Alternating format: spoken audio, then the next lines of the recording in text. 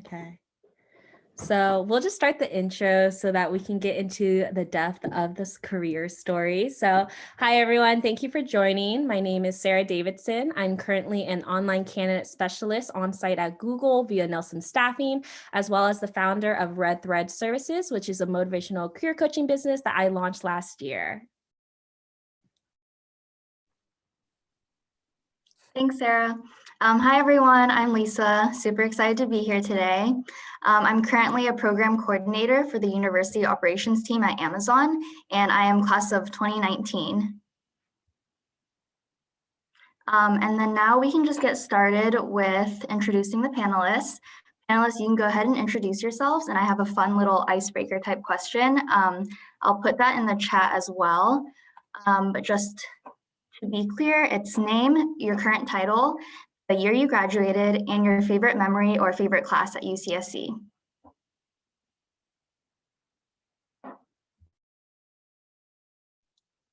Did we ever decide on an order, or should I just go? Elton, you can go ahead. Okay.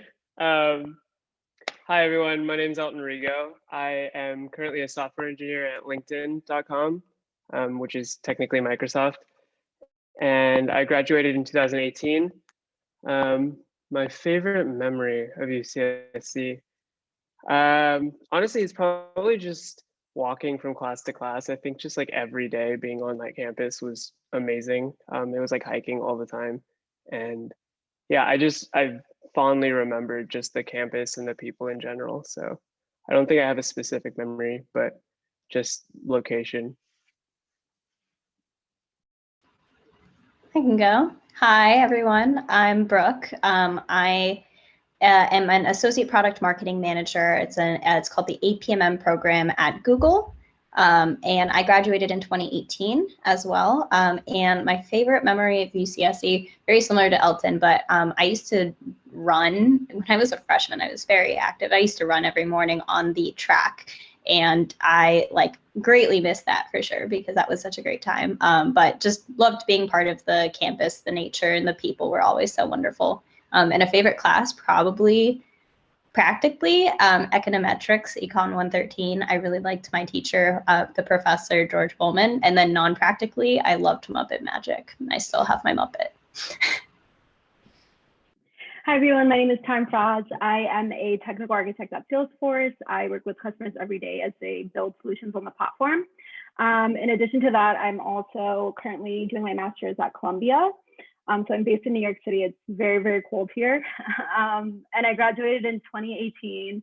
I did a double major in computer science and technology information management. And my favorite memory, that's really hard because I feel like I have so many. But I was a Cowell College alum, and I spent a lot of time near the Stevenson Knoll. So I think it would be something just like, watching the sunset with a bunch of my friends and just, the views on campus.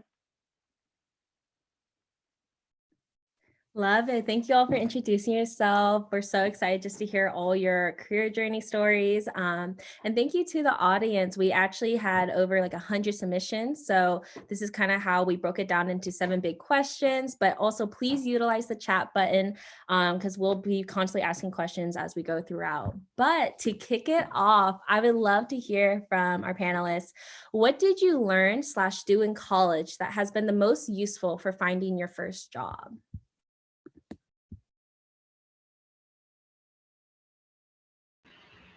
Are we keeping in order, or I can go?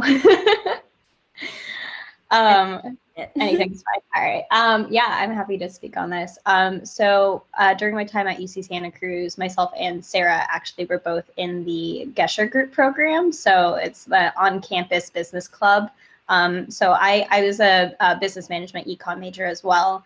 And a lot of like-minded people. There was a healthy mix of people in all sorts of different majors, but there's definitely a lot of business majors. And it was a really great experience. You kind of got a little bit of hands-on experience, which was kind of the most unique part of that program. And it was a really great experience from just both being able to be part of helping the community. You would work with various smaller companies. I did a project with the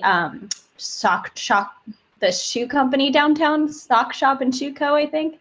And I got to help them with like their marketing plans and basically be a basic kind of business consultant. And it was a very good experience. And it also helped me understand kind of timelines for applying for internships, strategies around LinkedIn, resume, workshops, et cetera. So it was a really great resource that definitely helped me get to where I am today.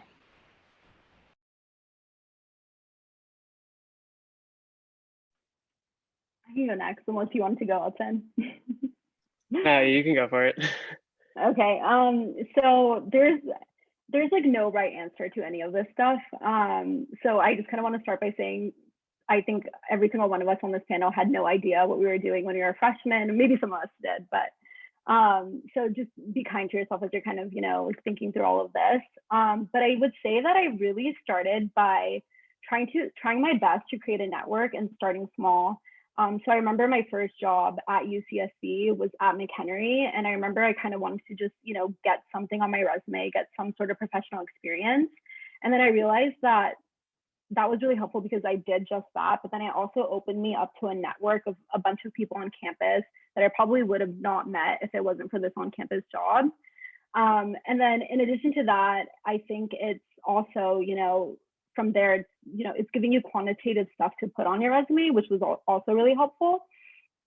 And then in addition to that, I remember once I was able to get, some of that professional experience to put on my resume, I really just wanted to get more experience. And that was trying to find an internship of some sort. I remember mass applying to a bunch of internships. And then I remember I finally heard back from Plantronics, which is a company HQ'd in Santa Cruz. And I remember it was with a team that I wasn't sure I wanted to do long term, but by starting small and just kind of getting that experience, I was able to, kind of take that forward and kind of figure out what I wanted to do. So I guess to summarize, really by starting small and taking steps towards that, and then also building a network around yourself. Yeah, I think that's super important, which kind of actually is a perfect segue into what I would say. I think what I learned and did in college that was most impactful to me was probably a combination of doing student organizations and taking leadership positions, as well as working and having some kind of job alongside classes. And that in conjunction with just taking the opportunity to meet as many people as I can and kind of form a lot of relationships throughout college that kind of lasted to now after graduation. I think the combination of the work experience of actually having a job while I was doing classes, as well as the time management that I got from having to kind of juggle everything, and the leadership opportunities from student orgs, all of those things really played a pretty big hand into getting me where I am right now, and kind of just how I approach problems on a day-to-day basis. Just having that experience was super helpful. So I think I would consider that probably the most useful thing that I did in college. Awesome. I think this ties really well into our next question, which is, what are some of the best career resources at UCSC that you found that were really helpful for finding internships?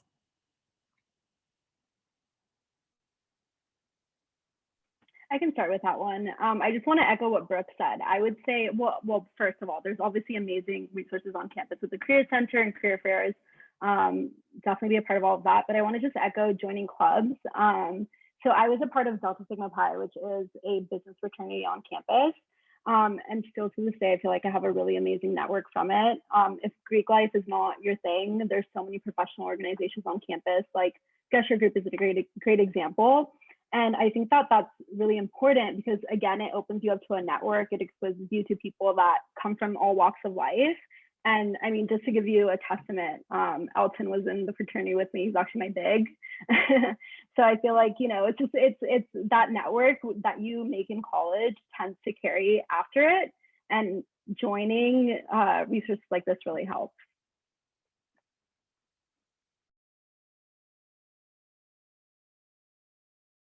I guess I can go next because you name dropped me. Yeah, I would agree. I think joining student orgs helps a lot. Like I mentioned earlier, the leadership opportunities, the ability to meet people, super helpful. I think for me, something else that stood out was going to career fairs as like a way to find internships. I think in and of themselves, it's really nice to just kind of like meet recruiters and see the people that are kind of handling the job processes that you will go to or go through in order to get an internship. Um, and one of the things that like stood out to me was when I was going to career fairs as a student, I always approached it with the idea of I need to get like a job out of this, or I need to kind of figure out a way to get to an interview out of this career fair. But I've been on the other side at career fairs and kind of like recruiting people, and I've noticed that the students that stand out to me, or at least the students that get more out of it, are the ones that approach it more from a perspective of like, I want to learn more about what this process is going to be like. What does your company do? Kind of more interested in the actual thing rather than just the end goal of getting a job. And I think it's not necessarily like what is it, causality. It's not like the people that did that followed through on that and kind of found something because of that. I think it was just the mentality that went with that. So if you approach these career fairs with wanting to learn about the companies, learning about the people and the processes that are going to be in place to get you an internship, I think you'll have more success in doing that. So I found those to be probably some of the best career resources for me. Yeah, definitely echoing Elton, and also the chat message there, focusing on the journey rather than the destination from Mason. I totally, completely agree. I think for me, utilizing clubs was really helpful for me because you tend to find those like-minded individuals that are looking for similar things. And I think that's a really great place to start. And then I know the Career Center also has like resume workshops, they have interview workshops. So utilizing things like that where you're given an opportunity to kind of fix up your resume, your LinkedIn, your kind of online and external profile is really important, and it does help a lot. But agreeing with Elton on the personal aspect, I think it really is about that journey. Approaching somebody with the mindset of wanting a job immediately out of it, it could happen, but it doesn't necessarily usually, at least not in that order. And I think it is very important to be focusing on kind of the personal relationship and the networking and the building of those relationships before you ask somebody for a job per se, right? So and then also tapping into like your network, even with like your professors and stuff. That I saw somebody say that they're working in the econ department. That's also a really great place to start. There's a lot of professors that either might be doing research or they might have had a connection at a previous company that they may be able to help you with, or at least give you insight as to how they got there and what they did. But I'm a big believer of building those relationships before anything else. Oh yeah, I definitely want to echo that before we move on. I think building relationships with your professors is super important. I think having that network is cool. I still talk to a couple of my professors, like Steve Owen, for example. He does the marketing course, and I think he was the one that revived e-marketing as a course at UCSC.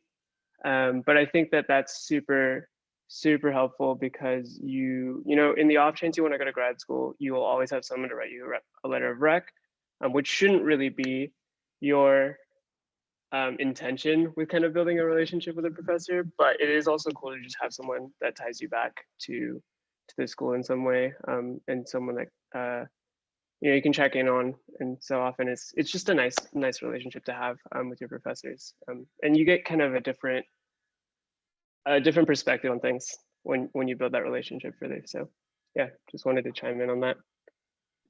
No, I love that. And like +1 to Steve Owen. He is an amazing professor. So if you guys haven't taken a course with him yet, definitely recommend. I think he does Econ 161, which is marketing. But I want to reiterate, like networking and building genuine relationships is so important because you never know when an opportunity will present. And it's because, took that time to foster that relationship versus seeing it more as like a transactional thing. Like if you see networking as a transactional thing, you're not networking, and like people are going to remember that. I also want to put out too that it's super important to follow up as well as talk to people and really listen to their stories, because I feel like when you listen and learn someone's career journey, it really helps you figure out maybe this is something that you want to go along with, but also asking, like telling people where you want to go, because that can help them remember, like, oh my gosh, like I remember, you know, Elton like software engineering, like I actually have a role. Like you never know. So always keep telling people where you want to go and keep building those relationships. But as we talk about career journeys, I feel like things are constantly changing, right? So this kind of brings into the next question of, how has your career journey changed from expectations that you had during college? And if you made a career transition, such as changed majors, fields, etc., what did that look like for you?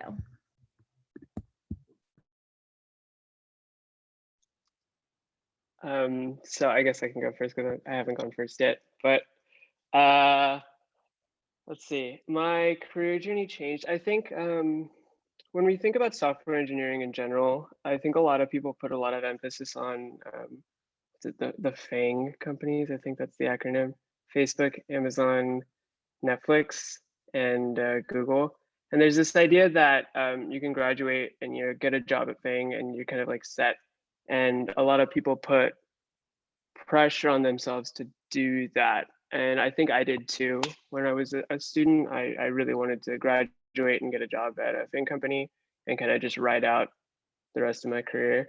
But obviously, like it doesn't always work out that way, and it's not necessarily a bad thing. I think there's a lot of good experience to be had from working at a medium-sized company that is still growing, or even a startup where you can do a lot more of different role type work. For example, I started at a company that was medium-sized that had post-IPO'd, but wasn't quite as big as like, you know, a Microsoft or an HP or a LinkedIn, for example. And the way that they ran things was really cool because I could see kind of both the startup mentality of wanting to get things done very quickly, but also the big company mentality of not wanting to break anything that's already in production. Which feel free to ask me questions if I'm saying anything that, you know, you want more clarification on. And then I switched over to a startup where I basically got to do like 3 different roles at once. I was a little bit of a product manager, a little bit of a project manager in terms of like planning out my own sprints and timelines and things, and also a software engineer where I basically managed an entire project. And I think that that gave me a lot of really good experience in different areas that I wouldn't necessarily have been able to do at a larger company. And were it not for that, I don't think I would actually have been in this current role at LinkedIn, where I technically am at a FANG company now, I think now. But it's interesting because that journey was definitely not what I pictured. In the sense that I kind of wanted to graduate and start at FANG, but I'm really glad that I had the opportunity to work at different companies at different sizes, because I think I've been able to amass a lot more knowledge about the industry and kind of understand what I'm doing a lot more. Which, you know, if you know software engineering at all, you'll know that there's like a big sense of imposter syndrome. And I'm sure that that's true with most fields, but I think a lot of people feel it within like more technical roles because of just how much knowledge there is. And I think that that has diminished a lot because of the amount of experience that I've been able to gain. So yeah, hopefully that answers the question. Yeah, and definitely echoing everything that Elton said. I kind of have a little bit of a different take on this. Well, one, I didn't really do a career change, but it's interesting because I feel like when you're in college, you have one goal, and that goal is to graduate and find a job after. And I think that, you know, depending on what your path is, no one really thinks about what comes after you've found your job, right? You're kind of hit with this feeling of, okay, am I happy? Can I see myself growing here? Can I continue to grow here? Whatever that looks like. And, you know, sometimes life happens. Sometimes things happen that you don't expect that can throw your 5-year plan off course. And I think, you know, everyone is their own worst critic, but I, for myself, probably am not like where I envisioned myself to be 5 years ago. But I think, you know, what the process is about is learning how to be resilient, learning how to roll with the changes, learning how to deal with when some crazy life thing happens, and then trying to find a way to adjust that into your career plan.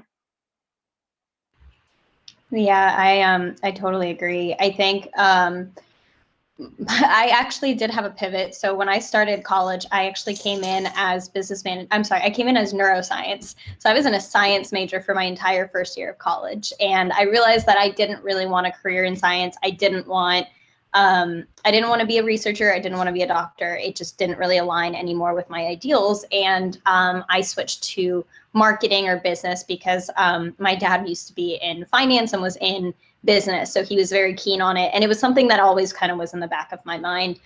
So I did BME, and the way that I kind of transitioned, I was like the first summer after my freshman year of college, and I hadn't taken any business, econ, anything classes. So I spent that summer actually taking an economics class at a local college. I got an unpaid, horrible, unpaid internship. And it was at a very small company, and it was in digital marketing, and it was a retail company, and it was really interesting. And I just happened to apply, and I worked a part-time job on the side so that I could like survive basically. So I was very burnt out that year, but I got the opportunity to learn from the small company where I was wearing a lot of hats. It was kind of the startup mentality. It was a very small company, maybe 80 people total, but they did millions of dollars in sales. So there was so much to learn from just an intern perspective anyway, even though I wasn't getting paid for it. My whole thing is that I ended up, because of that experience, it put me where I am today, and it sort of kickstarted my career. And then throughout college, I made the decisions to apply to those internships. And I think that was definitely a big part of what helped me kind of move from science to business, which is quite a stark contrast. But I got to intern at TiVo, so once upon a time the DVR, and then at SAP, which ended up being a role that I held for a little bit after graduation as well. So continuing those relationships was really helpful for me. And as far as like where I pictured my 5-year plan, I think I personally was not expecting to end up at a FANG company after graduation. I didn't think I was going to just get a job at Google. I had been pretty convinced that I was going to stay at SAP for a while, and then one day I would make it to Google. It was going to be that kind of concept. But I think just a combination of a lot of like the hard work that I put in and the journey that it took me to get to where I am today was really what helped me be prepared for the interview and be prepared to be on the job. But that being said, like completely echoing Elton's concept of imposter syndrome, like I'm in marketing, but 100% I work at Google, and there are days where I'm like, hopefully nobody knows that I have no idea what I'm doing.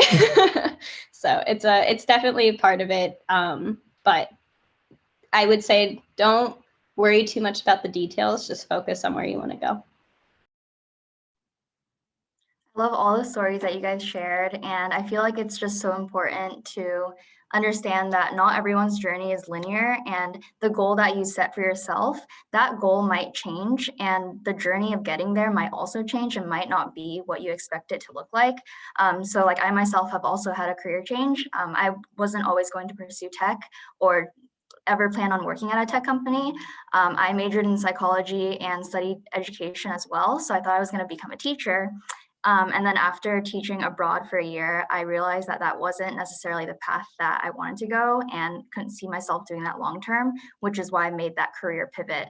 But like when I was in college, that's not something that I knew for certain. And that's not something that, I thought I didn't realize that I would end up where I am today. And I feel like it's important to realize that your goals can change later on. So yeah, thank you all for sharing. And then on a related note, how would you guys say that, or I guess what were some of the best interview tips that helped you land your first jobs? And for more tech roles, how did you prepare for the technical portion? I can go first.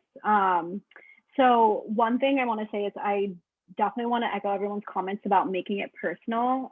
Oftentimes, you see so many LinkedIn messages. So I just feel like, taking that extra step to make any sort of contact with anyone that you're trying to get that experience from is important. So personalization. But I mean, depending on what the role and the size of the company, my advice would be to first go on Glassdoor and get an understanding of what the high level interview process looks like.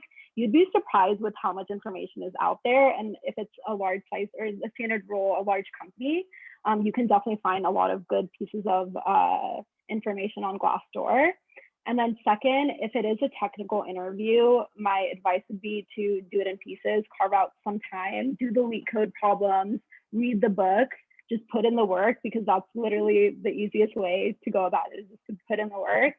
And then last but not least, I would say that, once you've done a screening or have gone through 1 to 2 rounds, I think that depending on the size of the company and the role, I would actually try to find people on LinkedIn that have that similar role, and then send them a LinkedIn message and say, hey, I am interviewing for this role. I would love to pick your brain on best practices, how to best prepare for the final rounds, instead of, instead of being, I think that, that shows initiative, it shows ambition, and it shows drive. And oftentimes you'd be surprised with how many people are willing to help you just when you show that initiative.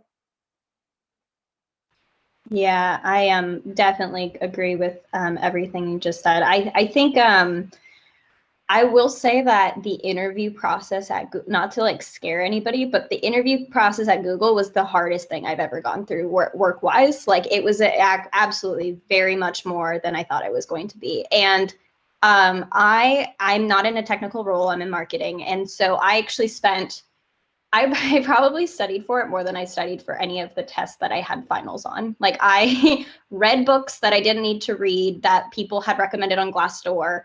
I contacted a family friend that was a product manager, so not a product marketer, but a product manager at Amazon. And he grilled me through the questions he would ask a product marketing person that he would bring onto his team. I will say that there is a lot of really great resources on my interview prep and practice. Google does provide you with quite a lot of content as well. They do give you a lot of the information up front as to like the type of questions, the type of sort of format and style of what they're going to ask you. And it definitely, like what Sarah just said, highly recommend the mock interview practice, highly recommend going through kind of like the case studies or like, behavioral questions, stuff like that, where like they're more than likely going to ask you things. And then definitely role related content, like exactly what Tarum said, like if you can find somebody who's willing to give you their time to tell you about their role, that's huge. And if not, then Glassdoor really is a great resource, or like finding and networking with people who are at other companies that do the same role also can be helpful. But I think the biggest thing is just to go in with that smile and that personality, even if you think that like, being a robot is going to work. I definitely think that personality helps, because it just gives them the ability to understand that like you're human too. They understand you're really nervous. I'm also trained in interview now. So like, I know that if someone's coming in, they're freaking out. Like they're not calm and collected. They're honestly probably like freaking out really, really badly. And we understand that. So being able to provide that like personalization and the kind of like human perspective, human-less, really is helpful too, in my opinion. Okay, so a lot of it has been covered already. So I guess what I will say is I'll touch on technical stuff a little bit. If you are interviewing for a technical role, don't short yourself on the amount of studying you need to do. Like definitely prepare and definitely make sure that you know what you need to know. So if you're going in for like a front end role, make sure you really understand what that entails and make sure that you can answer questions on that. And that goes for any kind of role that's technical. What I will say is, I think one of the best interviewing tips that I got that helped me non-technical was that when you are interviewing the company as much as they are interviewing you. And I think that this goes unsaid a lot of the time, especially as a student when you're trying to find your first job, because you don't kind of have, but it is super important to kind of look out for whether or not you really enjoy the people that you're talking to and what the company is doing and whether or not you would enjoy working for that company. Because just as much as they need to choose you and give you an offer, you have to accept that offer. And if you're really lucky and you've done a good job in your interviews, like you might have multiple offers, and your interviews are really the time where you can kind of differentiate the companies that you want to work for versus the ones that you don't. Yeah, and then I guess since we are in a pandemic, I will touch on remote interviewing a little bit. I think something that is important when you are interviewing remotely is to just be very communicative, especially in a technical interview. Make sure that if you're thinking about something, or even if you're just, contemplating whatever you were asked, like make sure you vocalize those things and you walk your interviewer through that, because it's a lot harder to kind of do smaller, in-person communication things. It's really important to just be vocal about everything. So I think that that's something to really think about when you're interviewing remotely. So yeah, I brought that up because I saw the thing in the chat as I was talking, but hopefully that addresses it a little bit. No, do we want to talk about it, or because if we want to just do it, I have like a 2-second tangent on it. But Google's beginning process is entirely like video call. Like you don't have an in-person unless you make it to a certain level of the rounds, and even then, sometimes you still have more video calls after. So most of my interview experience was actually in this format. And what Elton said exactly is correct. Like you definitely want to, there is no body language. There's not that body language. There isn't that communication that we get when we're in person. So if you need to write something down, you want to talk about it, you can say like, oh yeah, do you mind giving me a moment to, collect my thoughts on this piece of paper? And they're always going to say no problem, because they know it, again, nerves, it's fine. But like being overly communicative of how you're feeling or like how you're processing something is very helpful. And there are definitely cases where the interviewer may even ask you to do that. So just be prepared for that. No, I love that, Brooke. I was just going to mention too, I think, again, what people forget during interviews is it's like a two-way street, right? Interviewers are nervous too, in some regards. So remember, like they're human. It was actually funny. When I did my first interview or few interviews when I was looking for a job, I remember I was looking at so many career like YouTube videos, like how to interview, best practices. And I remember this one time, it was pre-pandemic, and I went through this interview, and the interviewer stopped me midway during my kind of when I was chatting, and she said, okay, I know you watch too many videos. I can tell you you basically rehearsed this. And I was a little bit stunned, but it also was a great wake up call, because she basically was calling me out that I wasn't showing my personality. And personality is really important, because again, you aren't just interviewing this company, don't go into an interview being like, oh my gosh, how can I make sure that they want me, right? If they want you, be yourself, because at the end of the day, if it's not that right fit, trust me when I say, there's another company out there that's going to be the right one for you. And then, as you grow through time and learn more experiences, you're going to find that right team. So try not to focus so much on getting into a company and more focusing on what do you like to do? Because I always like to say passion speaks volume. I never saw myself in tech. I actually had a lot of imposter syndrome, but I was following my passion and talent, and it brought me here. So I always like to say that that is you being able to talk about what you like to do. I get so many people ask me, oh my gosh, Sarah, how do you get into Google? How do you get into Google? I'll take any role at Google. And I don't want to hear that. I want to hear, what do you want to do at Google? What kind of impact do you want to make? So try to remember that during your interview. I think the best interviews I've ever had is where it literally felt like a conversation. So I think just try to go with that when you're interviewing. And that actually segments into our next question with, how do you deal with imposter syndrome, coming from a non-target school, a minority in your field?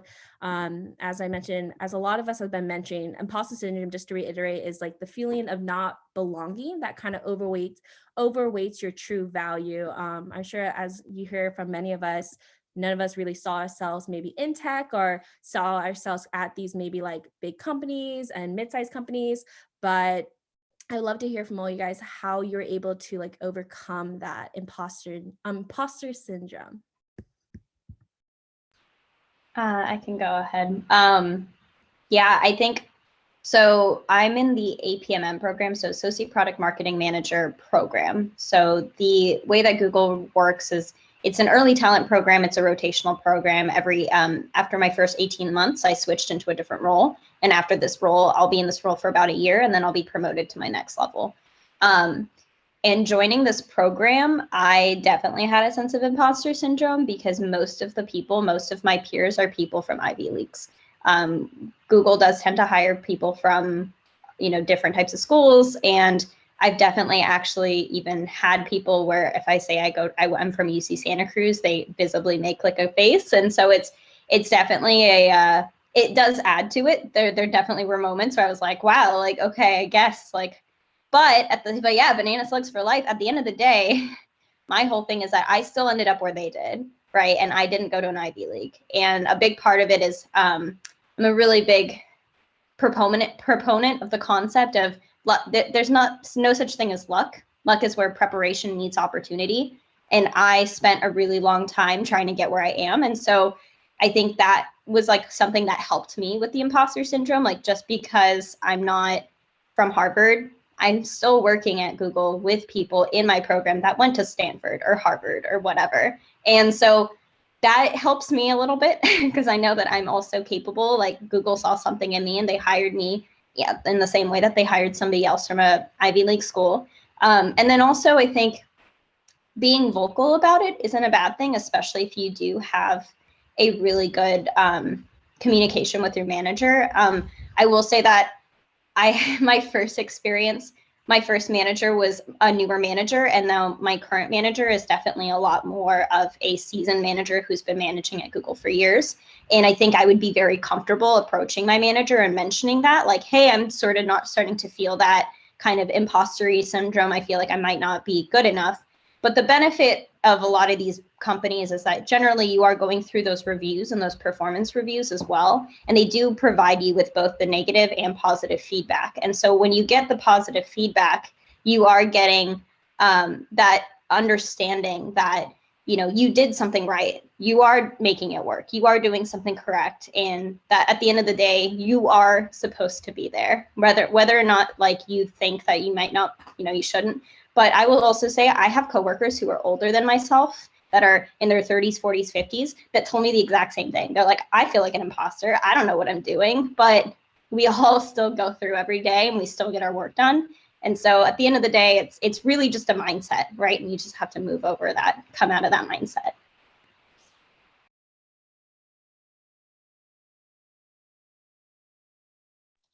Okay, I guess I can go. So let's see, imposter syndrome in software. How do I get over this? So I think I've been a software engineer for 3 years now, I think. And prior to that, I did internships and worked in like minor software roles here and there. And I don't think at any point did I ever like not feel some tinge of imposter syndrome. And it's definitely gotten better with time. I think the more time you spend in an industry, the more confident you get in your ability. You kind of figure out the things that you're really good at. And if you lean into those things, it becomes really easy to kind of mitigate that feeling. But ultimately, like it doesn't really go away. Like Brooke said, you can meet people who are, senior staff, principal level, 10 years of experience, 25 years of experience, who still feel, on certain things that they don't know what they're doing. And I think the thing that helped me kind of overcome that feeling was, I think 2 things primarily. Thing number 1 is more specific to software engineering, and that is, as a software engineer, you are building things, right? You're making things that haven't really existed before, whether that's like a new feature in software or something entirely new, like a completely new technology. By virtue of that, no one knows what they're doing because it's brand new, right? Like you're making something. So it's kind of natural to feel that.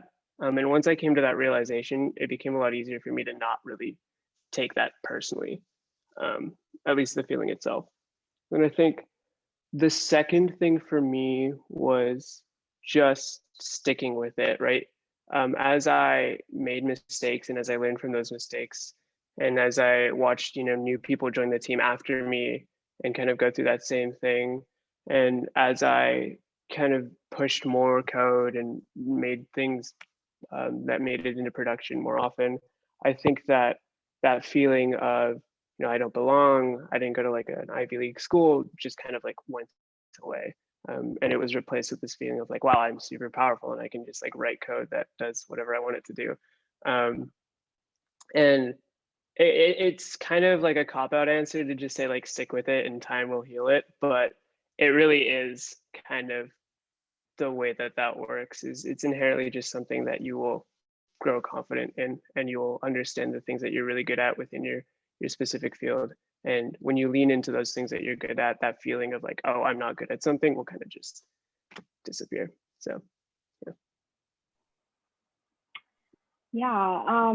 So, I mean, yeah, I feel like I deal with imposter syndrome all the time, being like a woman in computer science, even with my master's program, right, at Columbia. I will say though, all of the slugs that I've met are just so impressive. And like, when it comes to just capability, there's no question, you know what I mean? I just want to add that, like I've just been so impressed with all of my fellow banana slugs. But I mean, I think that what helps me when I feel uncomfortable in those situations is honestly, I just fake it until I make it. So let's say, for example, I'm with my Salesforce team. We're trying to figure out, a solution for a client. I may not have 15 years in Salesforce development experience like some of my peers do.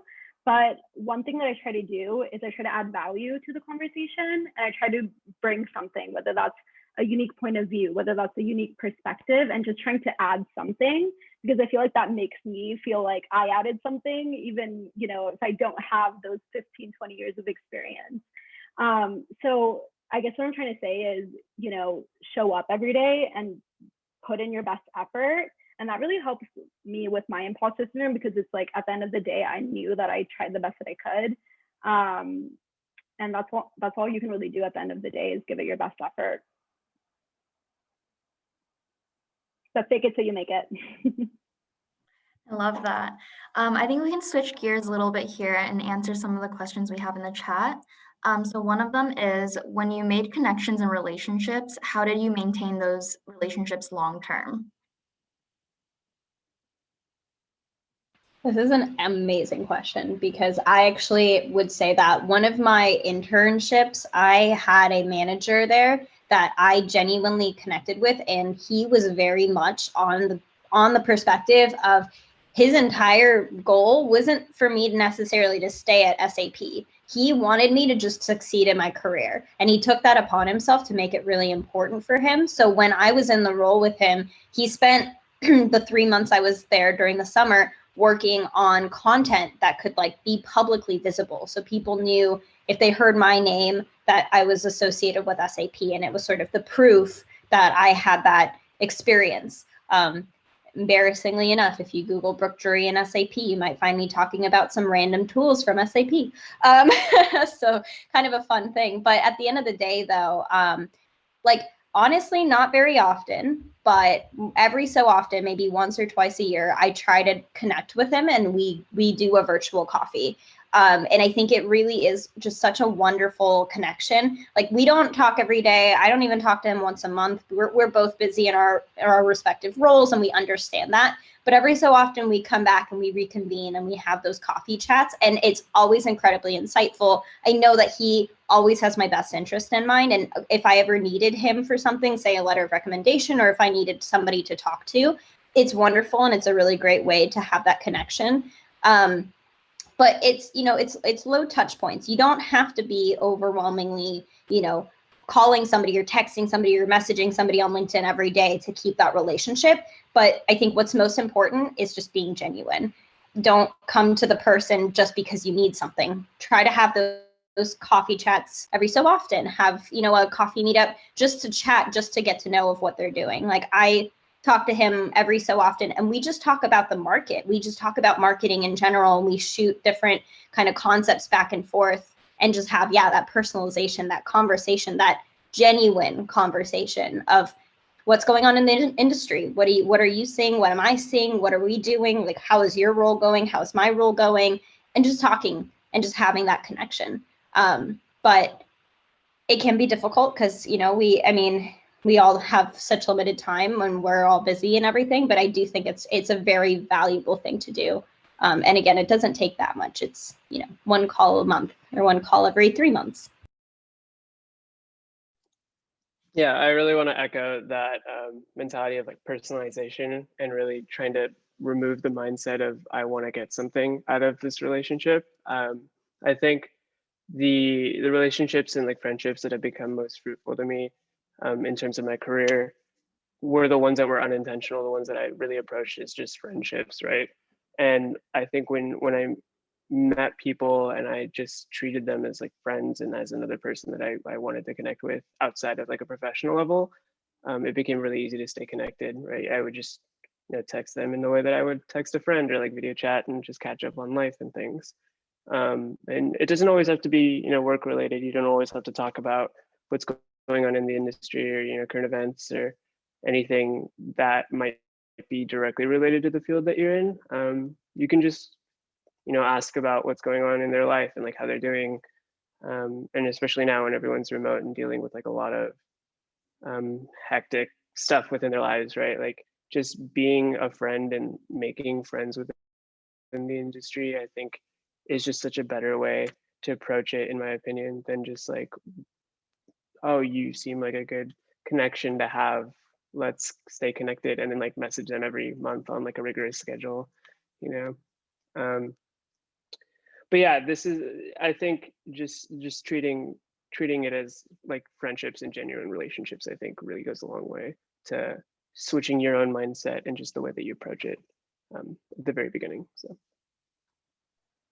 Yeah, no, I definitely agree with keeping it friendly, but I will say there needs to be a good balance of also keeping it professional. If it's someone that you don't know, if you're reaching out to someone that you don't know for the first time and with the intentions of maintaining that network. And the reason why I'm bringing that up is because I specifically remember once or twice I've had UCSC students reach out to me on LinkedIn. And I remember this one particular incident where a student scheduled a meeting on my calendar, didn't show up. And then he did it a second time and didn't show up. And, we were just going to have a general conversation about career and just, talk about his goals. And I thought that was really surprising because, like when you are trying to maintain those relationships and make those connections, people remember that. People remember how you make them feel. So it's really important to keep it casual and keep it friendly, but also maintain that professionalism and don't forget about that because, like that person might be close to you in your age, you guys might have a similar background, but when you're trying to make a first impression with someone, those are the things that people remember. Those are the things that your employers remember. So just kind of want to add, keep it friendly and casual, but also remember it's still a professional environment. I love all of this. Oh, Sarah, do you want to go ahead? Oh, no, I was just going to say, I absolutely love that because I've actually, I've had something like that happen to me as well. And it kind of does suck because it's like you're taking the time out of your day to like help somebody. And it's more like, because honestly, as everyone here says, people are more willing to help than you think. But again, you got to respect people's times and honestly, like own up. Let's say if you miss a meeting, like we're all human. If you miss a meeting or something comes up, let them know, but don't like just ghost people. And more importantly, as kind of Elton was like saying too, is be genuine. Don't come from like this understanding of like, if I talk to this person, then they're going to give me this. Like I've definitely had coffee chats where I was very just like open and I just had somebody have a whole list and said, okay, next question. And I was like, oh, okay, this is not like a chat. So people want to talk to people. So just remember that. But I was just going to go on to like the next question from Andre. Is that okay, Lisa? Yeah, go ahead. Perfect. So from Andre, thank you for submitting. They want to know, is there any advice on overcoming experience requirements when applying for jobs after graduating? And then Andre, if you want to chat too, could you put in, are you talking about just like if there's like a certain role that you want that says maybe like 2+ years, or are you looking at entry-level roles? I think that could help with this question. So I can take a stab at that one. Just to confirm, the question is, how do you deal with the amount of experience needed for a role? Yeah, I think that is the question. Yeah. Okay, so there's a couple of different opinions that I have on this. One, I think that for any sort of job that you're applying to, you should, for the most part, meet the requirements, especially if your goal is a larger company, just because, you know, these companies are so large, they literally run your resumes through tracking systems. And if you don't meet those minimum requirements, it's not even gonna get to a human. So it's either about, you know, shifting your resume to meet those, or you know, finding a way to do that. And then second of all, you know, if you do have the luxury of doing this, I would start small. Start at a company that you're interested in, take any role, get that experience, and then work your way up. Starting small is what, like, literally my career forward. And I think, you know, it might not be as glamorous as you might think. You know, you don't just wake up one day at a big top five tech company. It's more about making those small steps.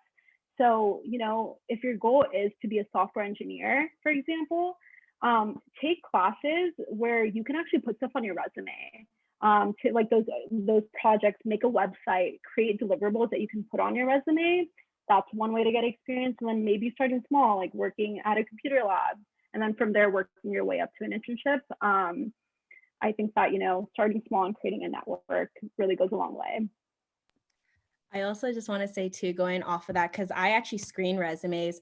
And so with the ATS, like, I'm just going to put this out there because there's so much wrong information going on. An ATS system does not automatically reject your resume. So just remember that going forward, as Tarum was saying, like, look at the min qualifications and really try to make sure, like, if it says, like, let's say it wants 1 year of this experience, like, highlight that, or like show your experience in internships or, you know, group projects. Like, that's really what people are looking for. But I don't know where this came from. This is something I heard when I was in college, where you put the JD and you put it into white and you put it into your resume so it passes this ATS. That is incorrect.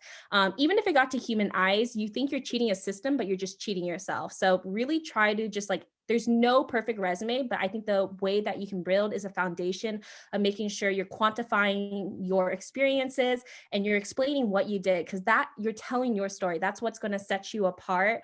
So definitely just keep that in mind when you're going forward. Yeah, so I think we've talked about that before, where you had a candidate come in and they had like the white on the resume or something, and it went through the ATS system. But like, if you do that, it literally has the adverse effect, right? You get through the ATS system, someone looks at your resume and they're just like, what is this? And they just get more upset, and it's like worse off for you. So I definitely would not recommend doing that. I think something that I just want to mention and chime in on for this question is that if there are minimum requirements, but you still feel like you meet the actual requirements for the role, like you know how to do the job and you could do that job, you just don't meet the time requirements. A good way to get around that is if you know someone who works at the company who can refer you in, because that will guarantee that someone will look at your resume. And if you have the other requirements other than the time ones, and you know you can do the job and you have a portfolio or some kind of proof of that, then just being able to get to someone's hands will bypass, you know, that time requirement for you. But like I said, that is very much a caveat.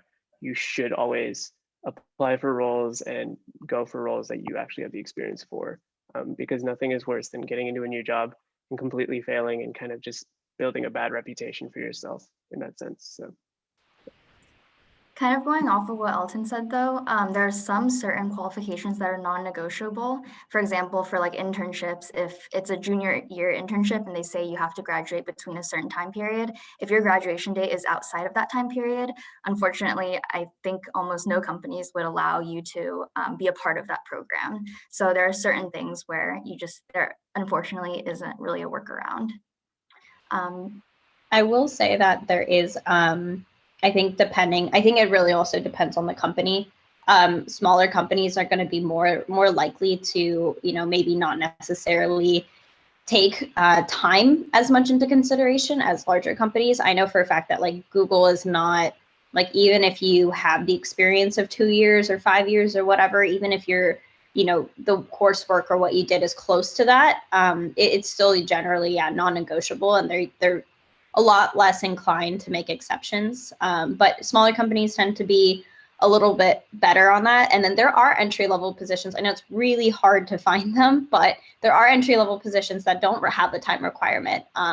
And kind of to what Tarum said earlier, like kind of a personal anecdote, but my boyfriend was a technology information management graduate, and he didn't have any on-hand internship work experience, et cetera, but he had a lot of personal projects, and he had projects in college that he did with his capstone, with various classes, and that actually helped him get the role that he got at a tech startup. So unfortunately, like, yeah, time requirements are generally pretty set in stone, which is really difficult as an early grad, but there are workarounds, and I would just say, you know, keep looking. I mean, I think for most of us, like, when you go through the job application process, you're applying to 1 million jobs. It's not just 10 or 20. You've probably filled out forms for hundreds to thousands even. And experience really is everything, unfortunately. Great insight from everyone. Okay, I think we have time for one more question. So we'll end with, how do you pass the job rejections? I've had multiple already and just wanted to see how to keep going and being motivated to avoid burnout. Yeah, I can start. Well, first of all, I just want to say that I'm sure it's happened to all of us, but it's happened to me many, many times. I have been rejected from what I thought was my dream job many, many times. I mean, just to give you an example, I remember one time I thought I had nailed an interview, and as I was walking out, like, I was just like, you know, feeling good. And then of course I didn't get the role, and I was really distraught. And I remember, you know, fast forward a couple of, I don't know, months or whatever it took, I just kind of like reframed my thinking. And I was like, you know, if I were to, it's all part of the process. If I were to get this role, I would have had to move to a different city. I wouldn't have had all of the different experiences that I did in my current role. And there's always pros and cons, right? Like, you can always switch that to the other side. But I think my biggest piece of advice on this piece would be, I know that it sucks. It's just stuff true. It just sucks when you get rejected from a job that you really wanted. Take the time that you need to deal with it, but don't let it affect your drive to get your dream job, and don't let it affect your ambition to do it. Because, you know, in order to bear the fruit, you do have to put in the work, and you just kind of have to keep that end goal in sight. So deal with it, and, you know, cope however, whatever works for you, but just continue to push forward, because that is how you're gonna reach those goals.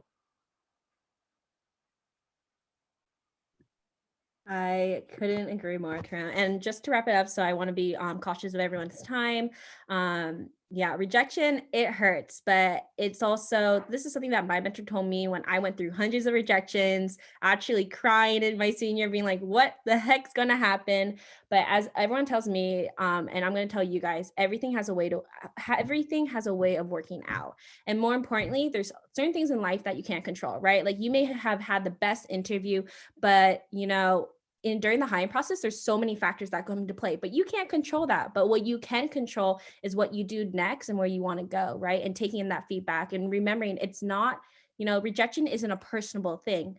But, you know, from like rejections I had, it was actually from previous like interview feedback that I got this new role, right? Or maintaining those maintaining those relationships with past interviewers that rejected me, but then, you know, gave me a new opportunity. So you never know where it's going to lead you, but there's always a way up. As I feel like, as positive as that sounds, everything does have a way of working out.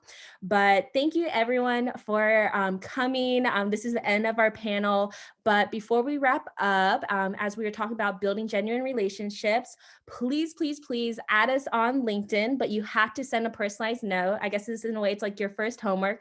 And I want you to write, if you're going to connect with us, write a personalized note, and please write down one thing that you really enjoyed about this panel and like what you learned from it and what you took from it.